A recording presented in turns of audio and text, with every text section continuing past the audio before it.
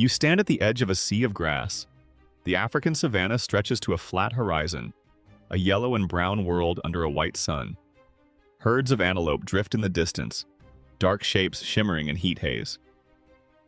There is no tree line to hide behind, no rocks to crouch behind, no shadows to melt into. You are a primate without fur. You have no claws. You have no fangs. You are not fast. The cheetah beside you accelerates to 70 miles an hour. The lion uses tall grass like a curtain, sliding within 10 feet before it springs. You have neither speed nor cover. You have only your legs, your hands, and a brain that asks questions. The question is this: how do you eat? Meat is dense with calories. Meat fuels the brain. But every animal on this plain is stronger, faster, or better armed than you. The kudu can kick your skull in. The zebra can bite and trample. The wildebeest moves in a wall of muscle. And yet, somewhere in the deep past, your ancestors solved this problem. They did not have metal. They did not have bows. They did not even have language as you know it. What they had was a body that did something no other predator could do, and a mind that turned weakness into a weapon. You look out across the grass. The wind brushes your bare skin. You feel the sun on your shoulders. The animals watch you, but they do not flee in panic. You are not a threat they recognize. You are just another upright shape in the distance. But you are not here to be harmless. You are here to test the oldest trick in the human playbook. A trick that starts with your feet and ends with a dead animal miles from where you started. The plain is open. There is no cover. But you do not need cover. You need something far stranger.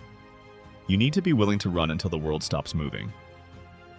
The heat rises off the ground in waves. It is noon, and the sun is a hammer.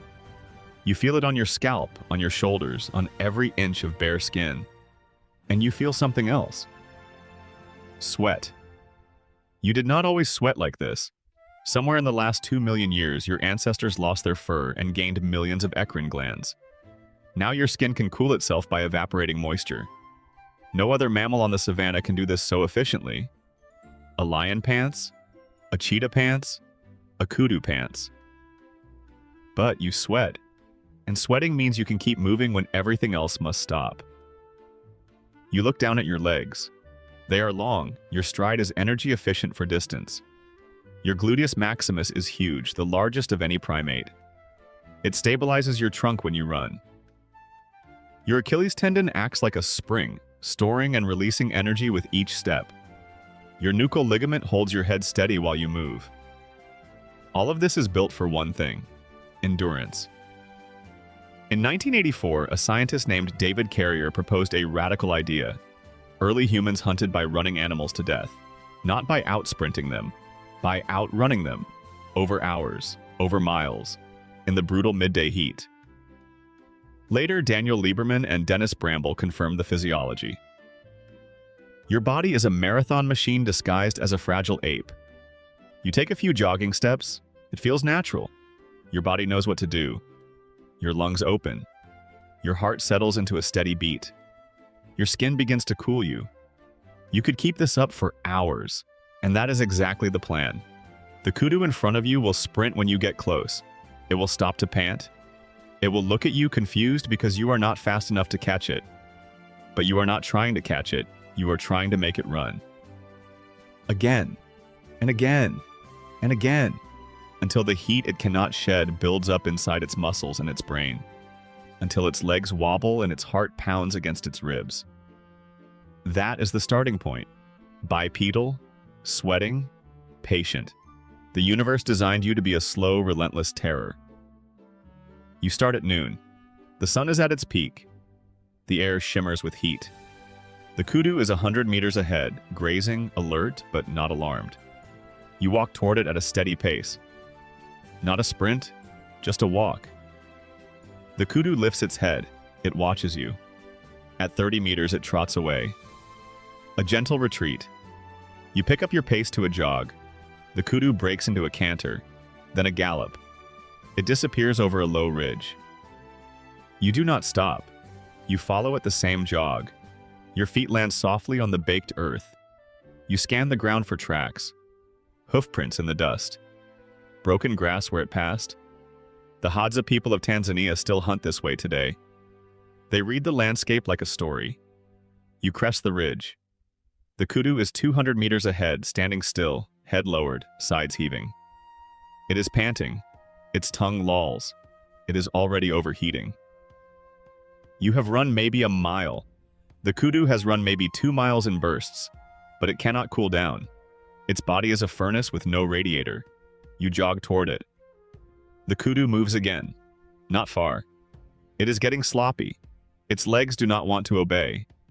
You keep your pace even. You settle into a rhythm. Inhale for 4 steps. Exhale for 4 steps. Your skin is soaked, but your core is cool. You have plenty of water in your body if you have planned correctly. The kudu has no such luxury. The chase continues for hours. You lose sight of it twice. Each time you find its tracks, a turn in the grass, a broken twig. Your brain reads the signs without conscious effort. This is how you live. By late afternoon, you find the kudu standing in a patch of shade. It is barely standing. Its eyes are glazed. Its muscles tremble. You approach slowly. It does not run. It cannot run. It is cooked from the inside. You are 5 meters away. You do not have claws. You do not have fangs. But you have something else. A stone-tipped spear. And the knowledge that the hardest part is over. The killing is still dangerous. That animal has one last surge of strength. But the plane has given you its gift. The heat has become your weapon. Now you must finish the job. But you know there is another way. A better way. Not every hunt ends with you close enough to smell the animal's fear. Sometimes the animal has strength left. Sometimes it turns. You need distance. And distance comes from a simple piece of wood and bone. You hold a short dart in your right hand. It is lighter than a thrusting spear, about the length of your arm. In your left hand, you grip a throwing board. It is a flat piece of wood with a hook at one end. The hook fits into a notch at the base of the dart. You have carved this tool yourself. You have shaped it over days with a stone scraper. The wood is smooth from use. You face a target. A tree stump 30 meters away. You raise the dart and the throwing board together. Your arm is extended behind you. Then you snap your wrist forward. The throwing board acts like an extra joint in your arm. It multiplies your leverage. The dart launches from the hook with a speed your arm alone could never produce. It flies in a flat arc. It strikes the stump with a solid thump. The point embeds itself in the wood. You retrieve the dart, you inspect the impact, then you do it again. This technology was not born yesterday. Archaeologists found throwing boards like yours in La Placarde Cave in France. Those are 17,500 years old. But the idea is much older. Wood decays. Bone breaks. The earliest atlatls may be 40,000 years old or more. You do not need a written record.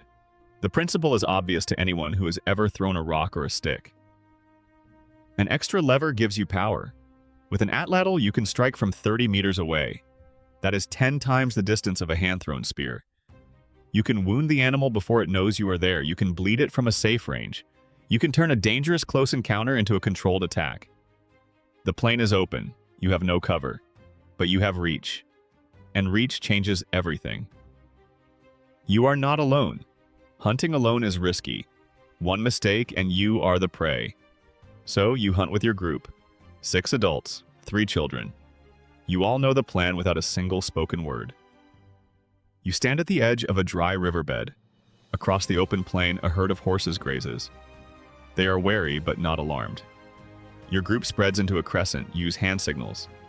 A raised palm means stop. A finger pointed means move that way. Eye contact passes the message faster than speech. The children understand their role. They will create noise. They will wave their arms. They will look like a wall of threat. The horses will not want to go through them. They will turn away from the noise, and that will drive them toward you. You and 2 other hunters crouch behind a low ridge. You hold your atlatl and a dart. The other 2 have the same. You wait. The wind is in your face. The horses cannot smell you. The children begin. They shout. They beat sticks against dry ground. The horses raise their heads. Their ears swivel. They bunch together. The noise grows. The herd starts to move. Not in panic yet, but they are being pushed. They trot away from the children, toward the riverbed, toward the narrow ravine that cuts through the dry ground. You have seen this many times. Natural traps work because animals follow the path of least resistance. A cliff, a bog, a steep gully. They do not know it is a trap. They only know the noise is behind them. The way forward is quiet. The herd funnels into the ravine. They are packed tight. Their hooves kick up dust. The lead horse is a large stallion. He is fast, but he has nowhere to go. This technique is ancient. At a site in Schöningen, Germany, 400,000 years ago, hunters drove horses into a bog. The spears they left behind are the oldest wooden weapons ever found. The strategy is the same now as it was then. You use the land against the animal. At the choke point, you stand. The lead horse is 20 meters away. You raise your atlatl, you flick your wrist, the dart flies. The first dart strikes the stallion in the shoulder. He stumbles but does not fall. He bellows, a deep, raw sound. He wheels around. He is hurt and confused. He does not run forward. He turns toward you. You see his eyes, white-rimmed. While he charges. You have no time to ready another dart. You sidestep. His horns miss you by a handspan. Dust explodes around your feet. You feel the wind of his passing. Your partner is already moving. She looses her dart. It sinks into the horse's flank, just behind the ribs. The stallion staggers. He tries to turn again, but his legs are failing. He is bleeding from 2 wounds. His breath comes in ragged heaves. A third hunter steps in. He carries a heavy thrusting spear. Not an atlatl dart. A thick wooden shaft with a broad stone blade. He waits for the stallion to lower its head. Then he drives the spear forward with both hands. The blade slides between the ribs. It pierces the heart. The horse shudders. Its front legs buckle. It goes down onto its knees. Then it rolls onto its side. The ground shakes with the impact. A final sigh escapes its lungs. Then silence. You stand there, all of you, panting, winded, covered in dust and sweat. Your heart pounds in your ears. You look at each other. No one is hurt. The hunt took hours. The stalk, the drive, the wait. But the kill itself took only seconds. That is how it always goes. The long patience, the short violence. You walk to the carcass. The children run up. They are excited. They touch the warm hide. You feel the weight of the animal. It will feed the group for days. The plane has provided, but you made it happen. Your endurance, your tools, your cooperation. That is how you survive here. That is how you always have. You kneel beside the horse. Your hand touches the still warm hide. The hunt is over. Now the real work begins. You reach for your flint knife. It is a sharp flake, thin along one edge, thick along the other where your palm rests. You make the first cut along the belly, the hide parts with a clean hiss. You peel it back in long strips. The smell of blood and sweat fills the air. The meat underneath is dark and wet. You work fast. The sun is still high. Heat will spoil the meat if you take too long. You slice through tendons and muscle. You separate the hindquarters first, then the ribs, then the long strips along the spine. Each piece you pass to the woman beside you. She wraps them in leaves from a nearby bush. You have done this before, many times. Your hands know the motions. The children carry smaller pieces back toward the camp. They laugh and run. To them it is a game. But you watch them carefully. Hyenas are already gathering at the edge of the plain. They smell the blood. You know they will come for scraps. That is fine. You will leave them the bones and the hide after you take what you need. You pause for a moment and look at the cut marks on the horse's ribs. They are deep and straight. They match patterns found at a place called Olduvai Gorge. At a site named FLK Zinj, 1.8 million years old, archaeologists found bones with these same marks. Early humans carved meat from large animals there too. They worked just like you are working now. In the open, under the sun, with stone tools.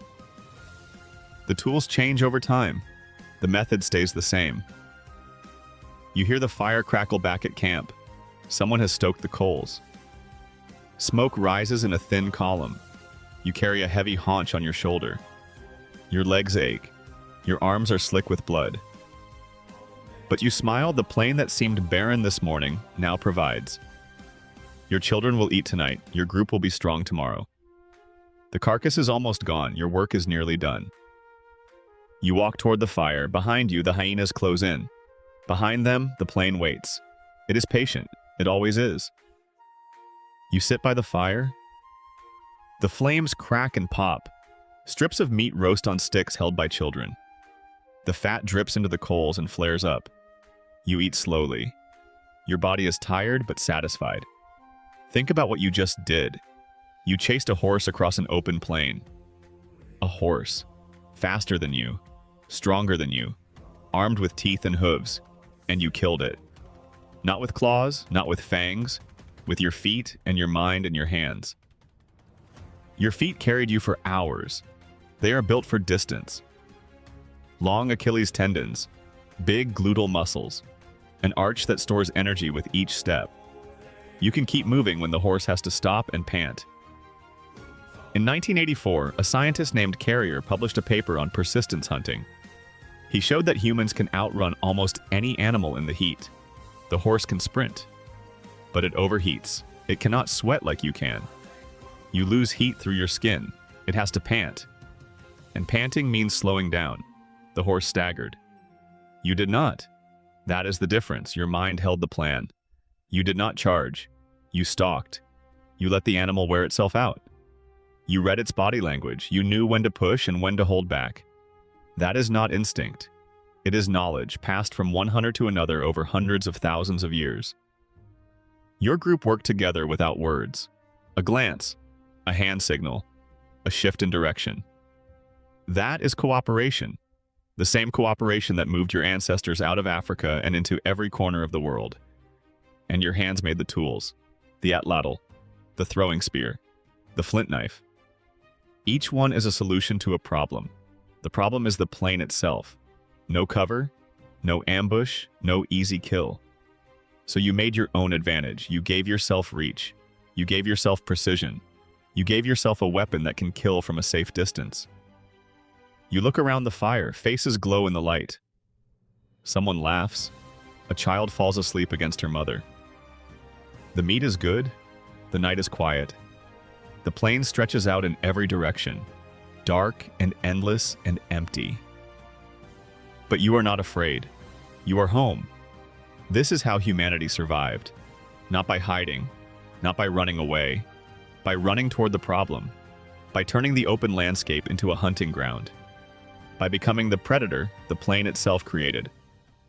You take another bite of meat. The fire pops. The horse is gone. The group is fed. Tomorrow you will do it again. And you will. And you will. That is the pattern. That is the story. That is you.